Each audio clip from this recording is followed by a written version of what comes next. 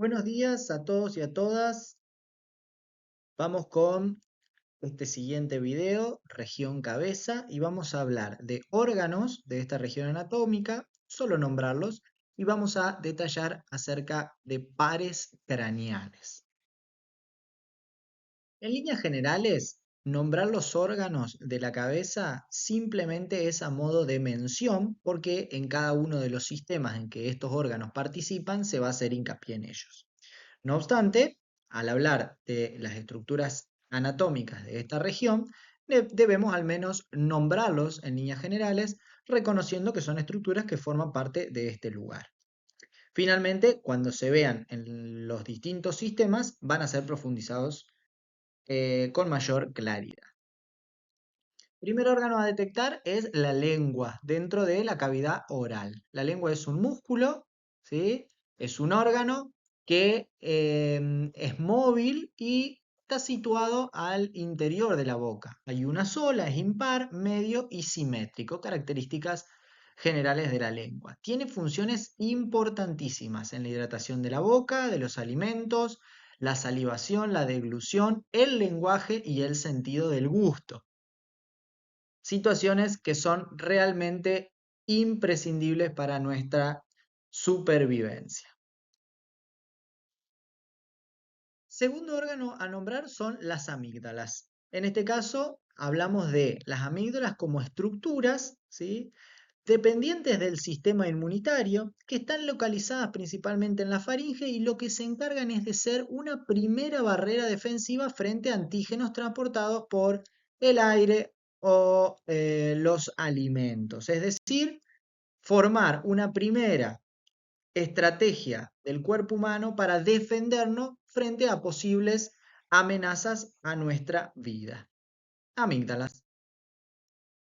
Luego tenemos que nombrar también las glándulas salivales. En este caso se ven aquí las glándulas salivales mayores, que son la sublingual debajo de la lengua, la submandibular debajo de la mandíbula y la parótida que está debajo de las orejas. Estas son las glándulas salivales mayores. También tenemos otras que son menores que están repartidas en distintos lugares de la cavidad oral.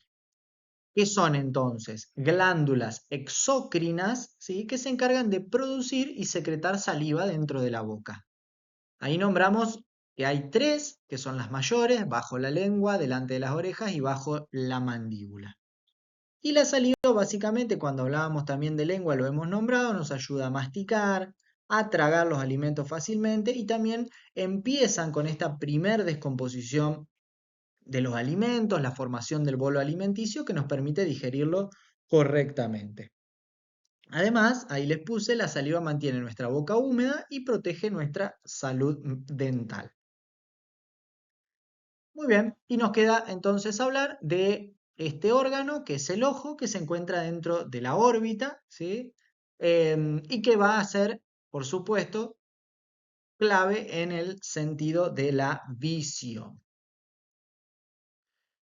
Ahora sí, el órgano más importante del cual podemos hablar dentro de la protección ósea que genera tanto el cráneo como el macizo facial es el encéfalo. Aquí le dejo algunas generalidades del sistema nervioso que por supuesto en el video específico del sistema nervioso van a ser profundizadas. En líneas generales, el funcionamiento de este sistema es en términos de cadena, donde las distintas neuronas se van conectando unas con otras, tanto para recibir información del ambiente como para enviar una respuesta, ¿sí? Y podemos clasificar al sistema nervioso, en términos anatómicos, en dos grandes grupos. El sistema nervioso central, que es toda aquella parte del sistema nervioso que se encuentra dentro de la protección ósea, dentro de la caja craneana o la cabeza ósea y dentro del raquis vertebral, de la columna vertebral. Todo lo que esté por fuera de la protección ósea se llama sistema nervioso periférico. En este caso hablamos de los nervios. Los nervios son las prolongaciones del sistema nervioso por fuera de las estructuras óseas que lo protegen. En líneas generales vamos a hablar del encéfalo, compuesto por el telencéfalo, que es el cerebro, ¿sí?, el órgano más grande, más importante, y vamos a hablar del tronco del encéfalo y de la médula espinal, la región media e inferior del sistema de control. También tenemos que nombrar al diencéfalo, que son otras estructuras asociadas, y no podemos olvidar al cerebelo. Si nosotros vemos un gráfico, podemos nombrar también al hipotálamo, podemos nombrar al mesencéfalo, podemos nombrar a la glándula hipófisis, que es esa gran conexión entre sistema endocrino y sistema nervioso. El cerebro, entonces dijimos, es el órgano más grande, más complejo del sistema nervioso y se encarga de la mayoría de las situaciones que definen la experiencia humana. Podemos dividirlo estructuralmente en dos, un hemisferio cerebral derecho y un hemisferio cerebral izquierdo. Cada uno va a controlar una parte de nuestro cuerpo. Al medio vamos a encontrar que están unidos o separados, más bien, por la cisura sagital media. Recordamos que esta cisura se encuentra en línea con el plano sagital, que es el que dividía el cuerpo en derecha e izquierda. Esta cisura, por su ubicación, se llama sagital media. Y la conexión entre estos dos hemisferios se llama cuerpo calloso. Vamos a ver una lámina. Aquí podemos ver hemisferio derecho y hemisferio izquierdo. Recuperando el concepto de planos, decíamos que la cisura era sagital porque iba en línea con el plano sagital.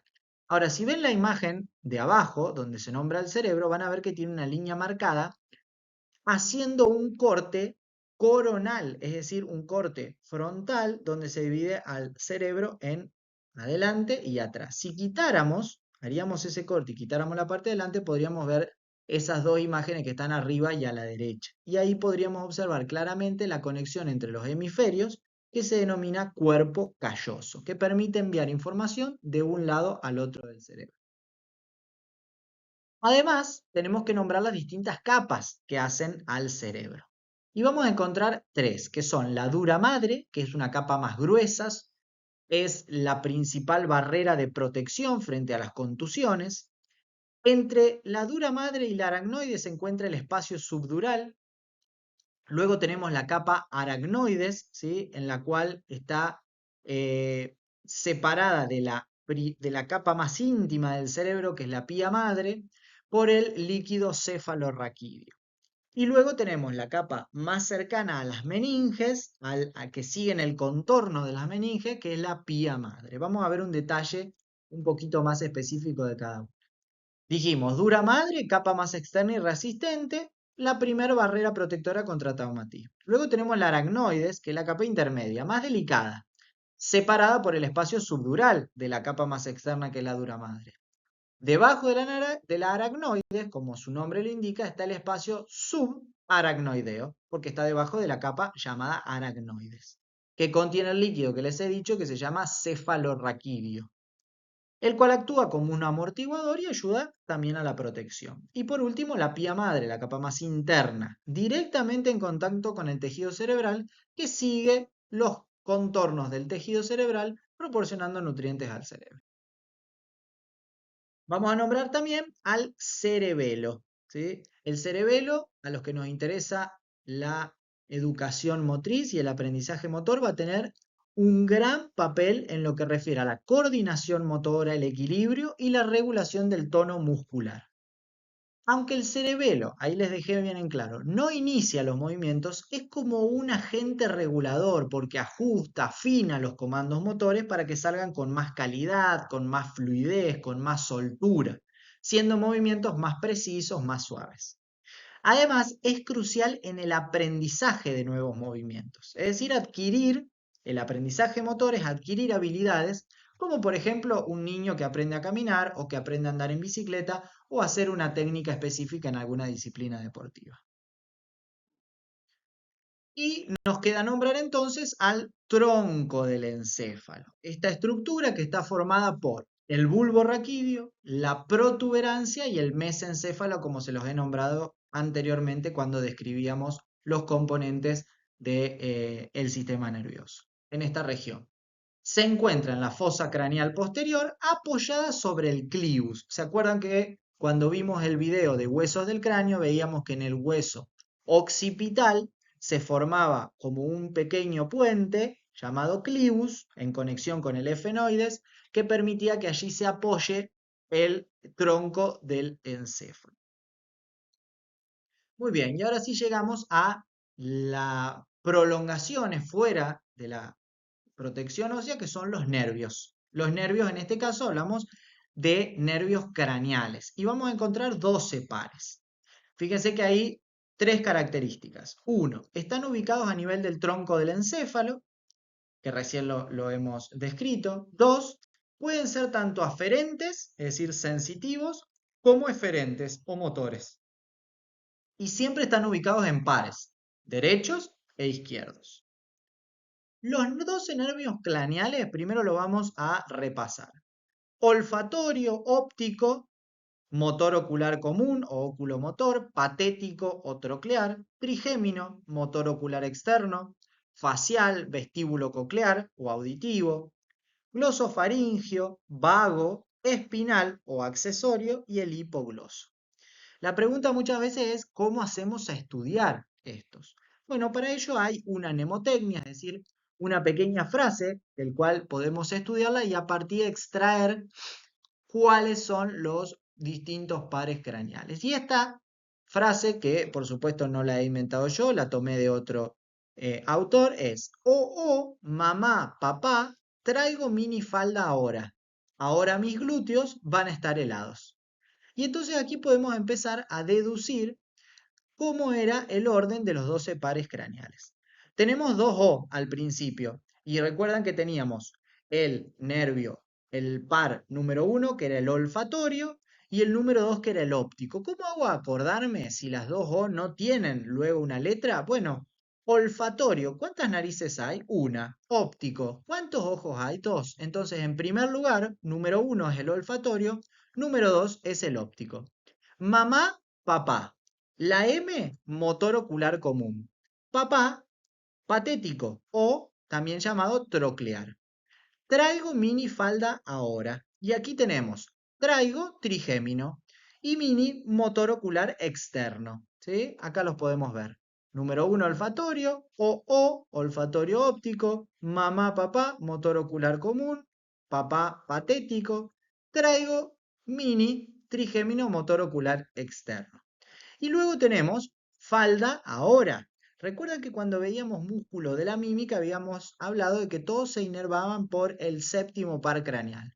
Falda, facial, ahora auditivo. ¿Sí? Y seguimos con la frase, uy, lo puse antes de decirlo. Ahora mis glúteos van a estar helados. Y llegamos al glosofaringio, ¿sí? Vago, de van a estar helados, espinal o accesorio, ¿sí? Podríamos decir vagos, accesorio o espinal, ahí les marqué la A y la E, y el final, helados hipogloso, ¿sí? Una pequeña mnemotecnia para acordarnos los 12 pares craneales, que necesariamente debemos conocerlos. Aquí les dejamos un pequeño esquema de cuáles son los principalmente sensitivos, de cuáles son los principalmente motores y cuáles son mixtos. Por ejemplo, el primer par, el segundo par y el octavo par son sensitivos. Primer par olfatorio, segundo par óptico y octavo par auditivo. Se encargan de obtener información a partir de estos sentidos del ambiente. ¿Sí? Los nervios motores, ¿sí? Son, por ejemplo, el motor ocular común, el patético, el motor ocular externo, el espinal y el hipogloso, que coordinan el funcionamiento de ojos, nariz, boca, lengua, los músculos masticadores, expresión facial, etc. Y los nervios mixtos son nervios que tanto pueden recibir información como enviar una respuesta. Ahí tenemos al quinto, al séptimo, al noveno y al décimo par. A estudiar los nervios y los pares craneales, que son muy, muy importantes. Hasta aquí hemos llegado. Espero que esto sea de mucha utilidad.